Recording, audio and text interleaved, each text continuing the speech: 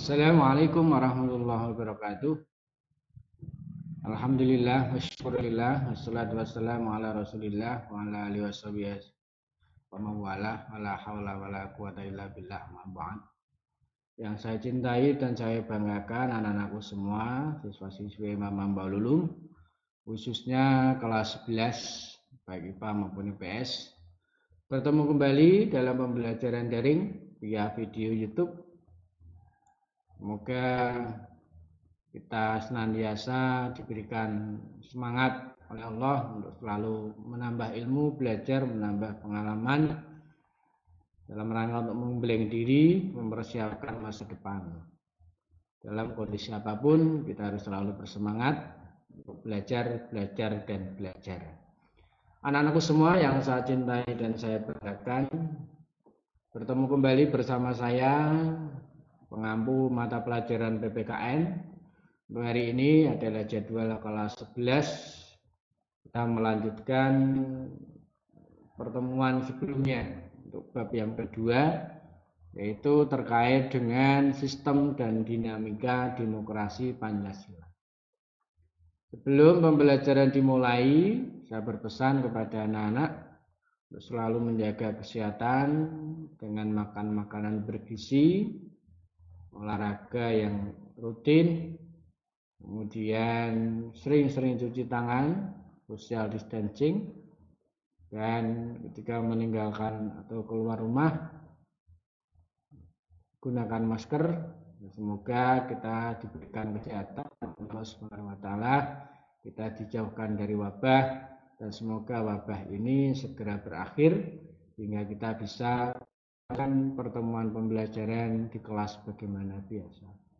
Anak-anakku semua yang saya cintai dan saya banggakan, untuk pertemuan kali ini adalah pertemuan lanjutan untuk bab yang kedua, yaitu terkait dengan sistem dan dinamika demokrasi Pancasila. Adapun tujuan pembelajaran pada pagi hari ini, saya berharap anak-anak setelah melaksanakan pembelajaran pada pagi hari ini bisa menjelaskan kembali perkembangan pelaksanaan demokrasi di Indonesia dan juga bisa menjelaskan kembali prinsip-prinsip demokrasi di Indonesia. Dua hal ini yang menjadi tujuan pembelajaran pada pagi hari ini. Untuk yang pertama, yaitu terkait dengan perkembangan pelaksanaan demokrasi di Indonesia. Sejak Indonesia memproklamirkan kemerdekaannya pada tanggal 17 Agustus 1945, sampai saat ini mengalami beberapa perkembangan, perubahan pelaksanaan demokrasi. Perkembangan yang pertama, sejak tanggal 17 Agustus 1945 ini sampai dengan 20 Desember 1949. Ini adalah perkembangan demokrasi di awal kemerdekaan. Pada masa ini pelaksanaan demokrasi belum sepenuhnya bisa berjalan dengan baik, karena bangsa Indonesia masih berjuang mempertahankan kemerdekaan Indonesia. Pada masa ini pelaksanaan demokrasi masih terbatas pada berfungsinya pers untuk mendukung revolusi kemerdekaan. Jadi belum sepenuhnya. Kemudian elemen-elemen demokrasi juga belum sepenuhnya terbentuk atau terwujud. Karena memang kondisi pada waktu itu Indonesia mengalami gempuran-gempuran dari penjajah, yaitu Belanda yang berusaha merebut kembali bangsa Indonesia dengan agresi militer 1 dan agresi militer 2. Hingga konsentrasi bangsa Indonesia pada waktu itu masih pada mempertahankan kemerdekaan. Demikian pula di masa itu pemilu juga belum dilaksanakan. Akan tetapi pada tanggal 3 November 1945 ada maklumat dari Wakil Presiden nomor 10 tentang anjuran untuk membentuk partai politik sebagai langkah awal demokrasi. Itu perkembangan demokrasi di awal-awal kemerdekaan, yaitu kurun waktu antara 17 Agustus 1945 sampai 27 Desember 1949. Jadi simpulannya, pada masa itu demokrasi belum bisa sepenuhnya diterapkan karena konsentrasi bangsa Indonesia masih pada mendukung revolusi kemerdekaan dan mempertahankan kemerdekaan. Kemudian untuk periode yang selanjutnya yaitu berlakunya demokrasi liberal, yaitu kurun waktu mulai tahun 1949 sampai 1959. Jadi setelah terjadinya kesepakatan antara bangsa Indonesia dengan Belanda, Indonesia dituntut untuk merubah bentuk negaranya, sistem negaranya, yaitu menjadi negara Republik Indonesia Serikat.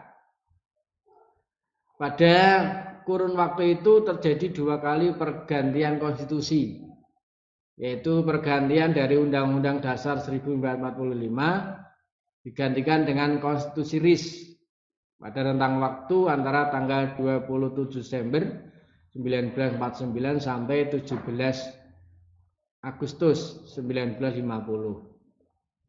Itu terjadi pergantian Undang-Undang Dasar 45 menjadi Konstitusi RIS. Kemudian pergantian yang kedua yaitu Konstitusi RIS digantikan dengan Undang-Undang Dasar sementara, yaitu rentang waktu antara 17 Agustus 1950 sampai dengan 5 Juli 1959. Jadi dalam kurun waktu 1949 sampai 1959 ini terjadi pergantian konstitusi. Undang-Undang Dasar digantikan Konstitusi RIS, kemudian Konstitusi RIS digantikan dengan Undang-Undang Dasar sementara. Adapun kondisi atau indikator dari pelaksanaan demokrasi pada kurun waktu itu diantaranya adalah lembaga perwakilan rakyat memainkan peran yang sangat tinggi dalam proses politik. Jadi peran partai politik di situ sangat dominan. Dengan adanya pergantian kepemimpinan Perdana Menteri pada waktu itu, di kurun waktu itu. Kemudian dengan peran partai politik atau lembaga perwakilan ini sangat tinggi, maka menyebabkan akuntabilitas juga tinggi. Jadi pertanggungjawaban pemegang kekuasaan dari politisi ini sangat tinggi, karena selalu diawasi, sehingga pertanggungjawaban pemegang kekuasaan ini sangat tinggi. Kemudian yang ketiga, kehidupan kepartian memperoleh peluang yang sangat besar untuk berkembang secara maksimal. Jadi kurun waktu itu diselenggarakanlah pemilu pertama yang menurut hemat kita adalah pemilu yang paling terbuka, paling adil, paling demokratis. Kemudian yang selanjutnya diselenggarakannya pemilu yang dilaksanakan dengan prinsip-prinsip demokrasi. Kemudian yang selanjutnya masyarakat dapat merasakan pelaksanaan hak-hak dasar secara maksimal. Itu indikator pelaksanaan demokrasi pada kurun waktu tahun 1949 sampai 1959.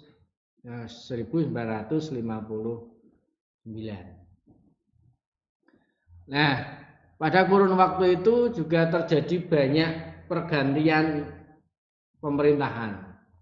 Ya, kalau dalam istilah di PPT yang saya buat adalah peristiwa jatuh bangunnya kabinet. Untuk kabinet yang pertama dipimpin oleh Nasir, yaitu antara tanggal 6 September 50 sampai 27 April 51. Ini merupakan kabinet pertama yang memerintah pada masa demokrasi liberal. Kemudian tahun 51 ini digantikan ya tidak hitungan, berarti hanya beberapa bulan, September 50 sampai April 51. Jadi hanya sekitar 6 bulan. Kemudian digantikan oleh kabinet Sukiman dan Suwiryo. Ini adalah koalisi antara Partai Masyumi dan PNI. Ini berkuasa antara kurun waktu 27 April 51 sampai 3 April 52. Ini masa jabatannya hanya 1 tahun. Kemudian berubah lagi menjadi kabinet Wilopo. Ini juga hampir 1 tahun. Ya, 1 tahun. Yaitu 3 April 52 sampai 3 Juni 1953. Kabinet ini merintis sistem Yaken kabinet, yaitu kabinet yang menteri-menterinya tidak terdiri dari para politisi partai, tapi terdiri dari para ahli. Kemudian atau disebut dengan sistem Yaken kabinet.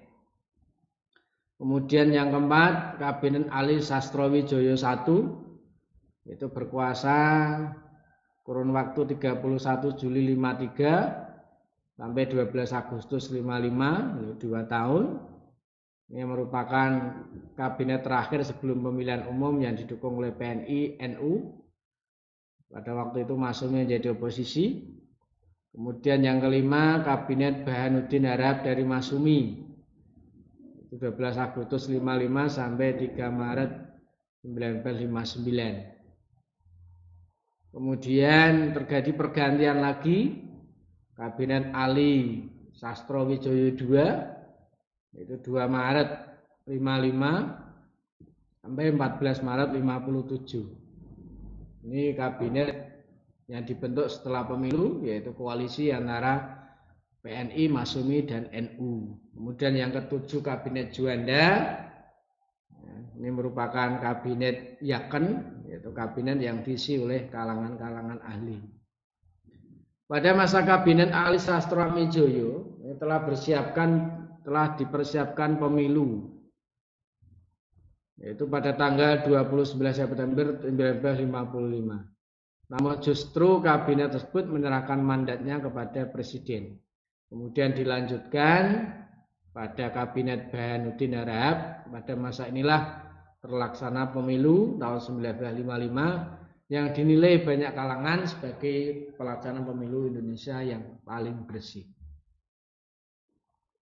Itu perkembangan pelaksanaan demokrasi antara tahun 1949 sampai 1959.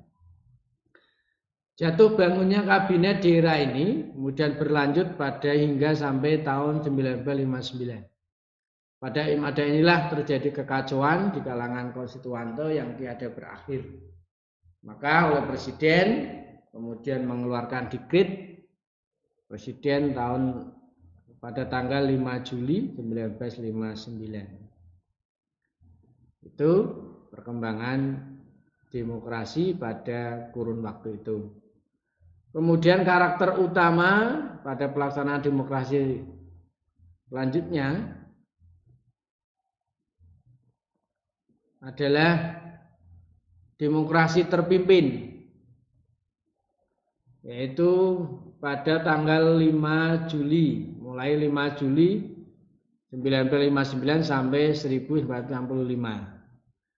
Dengan adanya dekret Presiden 5 Juli 1959 ini, maka Undang-Undang Dasar berlaku kembali.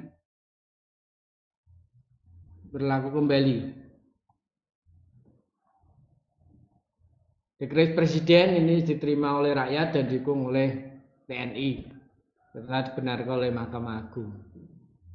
Akan tetapi di dalam prosesnya Presiden tidak bertanggung jawab pada DPR. Kedudukan DPR dan Presiden berada di bawah MPR. Nah, terkait dengan dekret presiden ini membuat ketentuan pokok, diantaranya adalah pembubaran konstituante, menetapkan Undang-Undang Dasar 1945 berlaku kembali, kemudian pembentukan MPRS dan DPAS. Itu perkembangan demokrasi di ketika demokrasi terpimpin. Kemudian dalam sila keempat Pancasila telah ditafsirkan sebagai demokrasi terpimpin. Pada masa itu ada penafsiran terhadap sila yang keempat. Artinya kata terpimpin di situ diartikan sebagai dipimpin oleh seorang pemimpin atau panglima besar revolusi. Namun dalam praktiknya ini diwujudkan dalam implementasi kedudukan lembaga-lembaga yang justru bertentangan dengan Undang-Undang Dasar 45. Karena presiden banyak menentukan yang bukan wewenangnya. Jadi ada istilahnya presiden memiliki kewenangan yang itu aslinya bukan kewenangannya tapi dimiliki oleh presiden. Kemudian pada sidang umum MPRS 1963 ada yang kemudian bertentangan lagi dengan undang-undang, Soekarno diangkat menjadi presiden seumur hidup. Nah, ini adalah untuk kepentingan melanggar kedudukan presiden.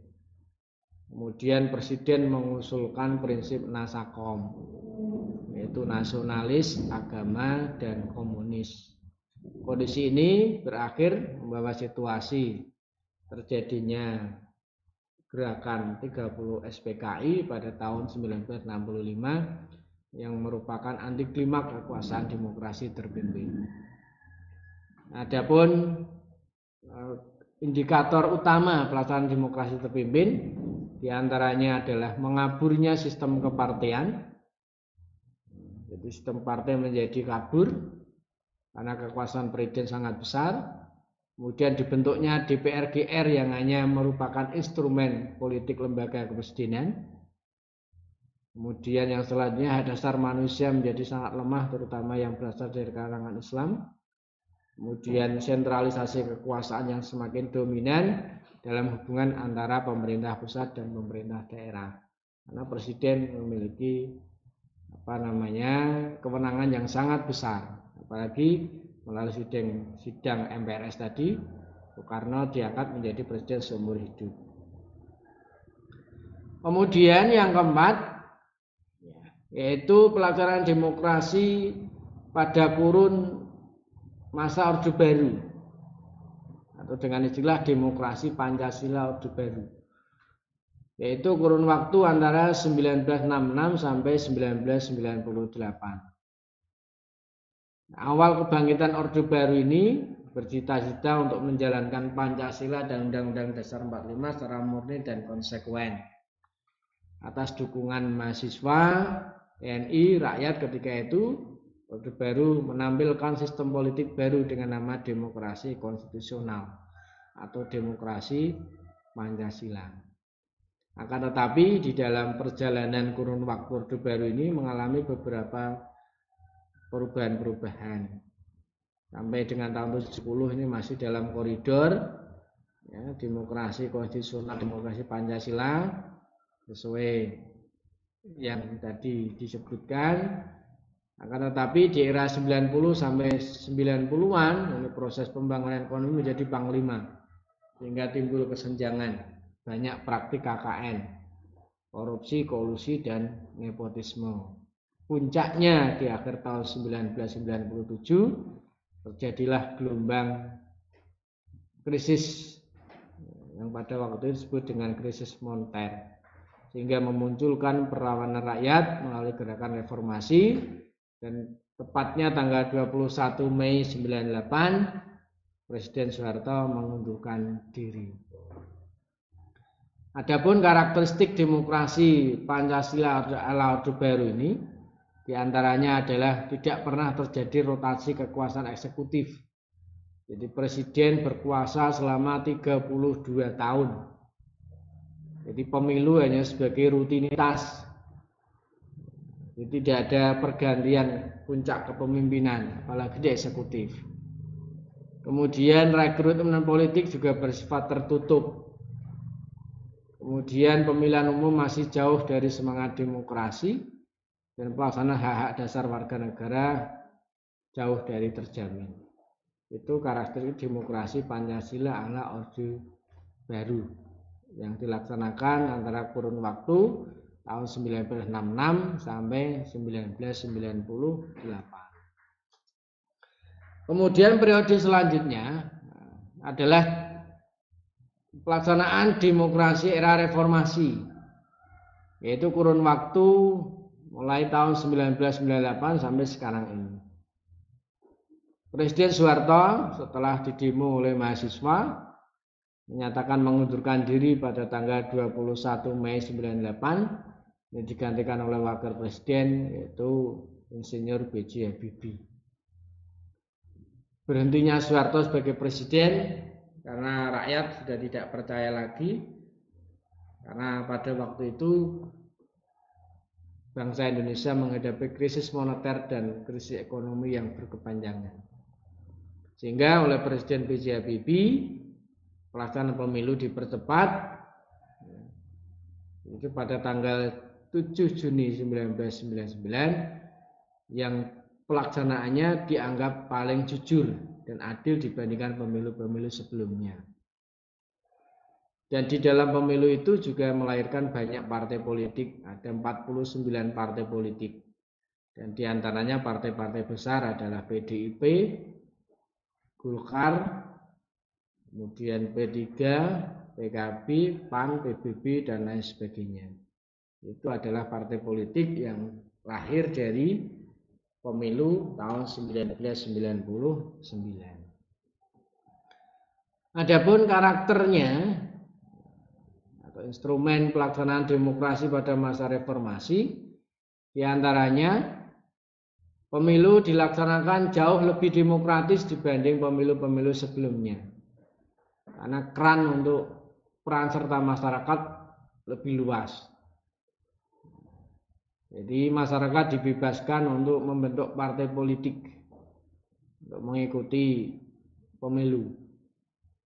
Tidak hanya dibatasi 3 partai, tapi bebas asalkan memenuhi persyaratan yang ditentukan oleh penyelenggara pemilu.